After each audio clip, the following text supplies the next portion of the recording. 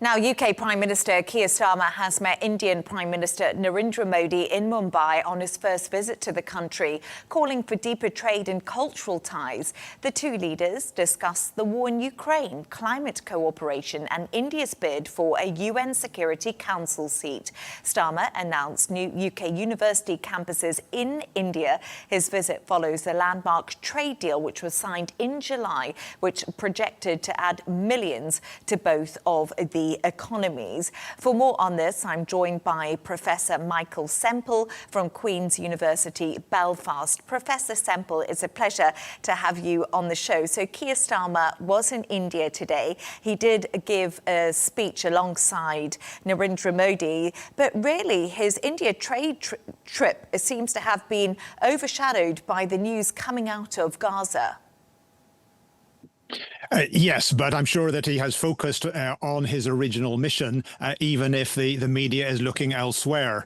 Given what's happening in the world with the closing down of some channels of globalization, countries like the UK have to focus on the trade deals they have available. UK and India have signed their trade deals, so now Starmer wants to cement that relationship.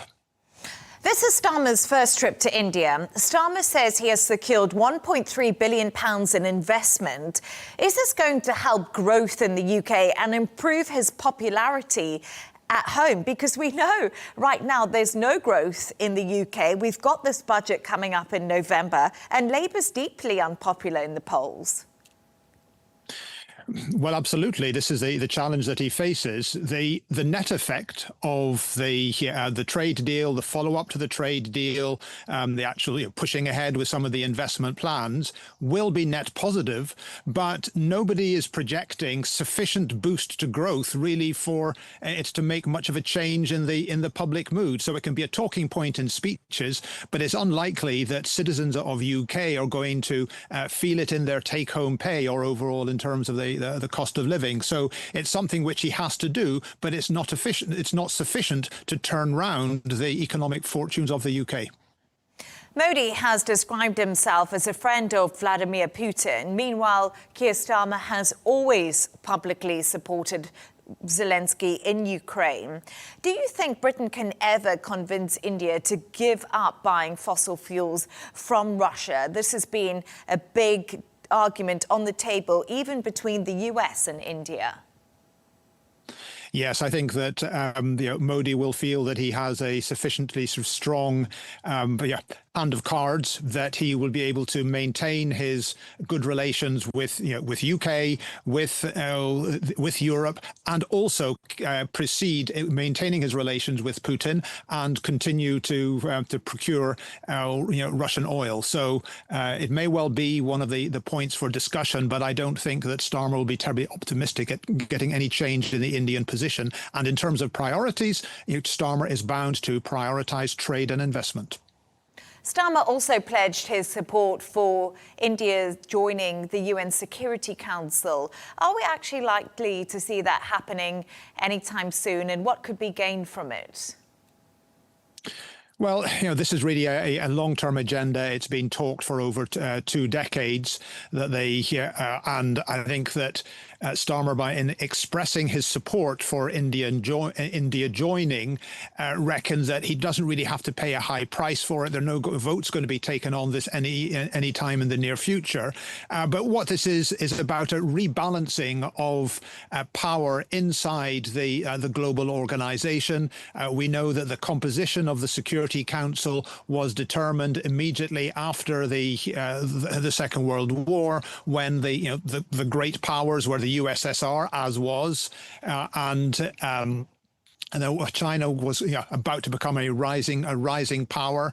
The victorious European powers were France and UK, and it's an irony of history that the power equation from 1945 continues to shape global institutions. It's widely accepted that there has to be a reworking of the Security Council to reflect what has happened over the past 80 years, but nobody expects it'll be possible to get an international consensus on it to get action in the near future. That's why it's a safe bet for Starmer to say we're on the side of the right, clearly just in terms of population, in terms of its global role, India as a rising power should be represented there, but Starmer doesn't expect that he will actually be involved in a sort of a decisive debate where votes will be taken.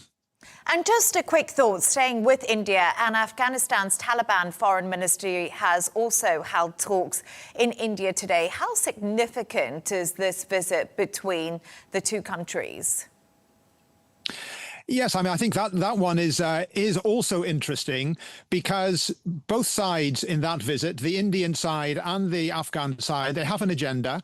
Amir Khan Muttaqi, the Taliban foreign minister, is working hard to break out of the diplomatic isolation that the Taliban have found themselves in, exploiting the readiness of regional powers like India, the countries in Central Asia, even Iran, to have day-to-day relations with them short of recognition.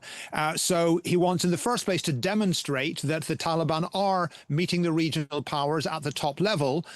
He would like to get recognition, but he's probably wise enough to know that he's not going to get it anytime soon. From the Indian side, it's fascinating to see them taking a sort of a realist position with active relations with the Taliban, given that they seemed to side so closely with the previous regime, the ones that the Taliban overthrew in 2021. On the one hand, the Indians are acting out their role as a rising global power. They feel that they have to have an involvement in anything which goes on in their region, and therefore whoever's in power in Kabul, they will have a relationship.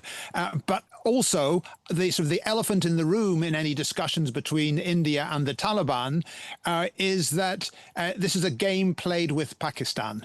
It's a competition between India and Pakistan for influence in Afghanistan and for relations with the Taliban.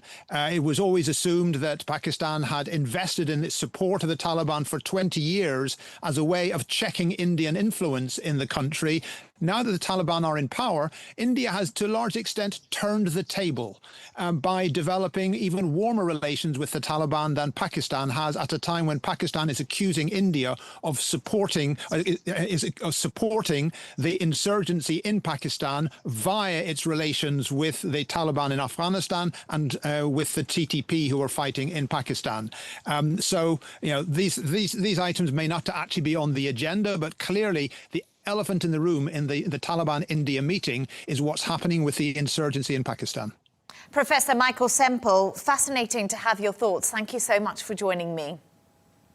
Most welcome.